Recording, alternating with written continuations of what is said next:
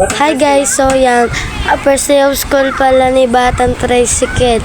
Yan o, nagpaakit kay Papa kasi ginagawang kabayo si Papa. Ako nga pala nag-record ngayon guys kasi si Papa may ginagawa. Kaya ako muna pinag-record niya. Yan o, first day of school ni Batang Tricycle o.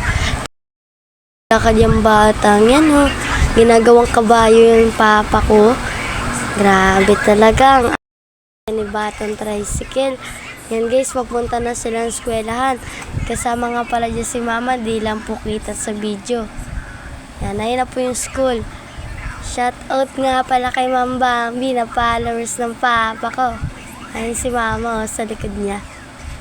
Yan na, napapunta na silang school. Dalawa nga pala sila ni Mama nagatid kay Batang Tricycle. Kitang-kita nyo po sa likod na madaming tao guys. Yan na, malapit na sila sa classroom ni Bunso. Ayan mga idol, nasa loob na kami ng school ni Batang Tricycle mga idol. Napaka-excited talaga ni Batang Tricycle mga idol. Oy, Batang Tricycle, hindi dyan ang room mo. Batang Tricycle, akala ko ba alam mo na ang room mo? Ganong kalupit yan si Batang Tricycle. Sobrang excited talaga sa school niya mga idol. Malupit. Ayan, si Batang Tricycle mga idol, oh. Nagmamadali, nagdala pa ng payong mga idol. Akala niya umulan na. Ayan, tumatakbo pa siya mga idol. Sa sobrang excited ni Batang Tricycle mga idol.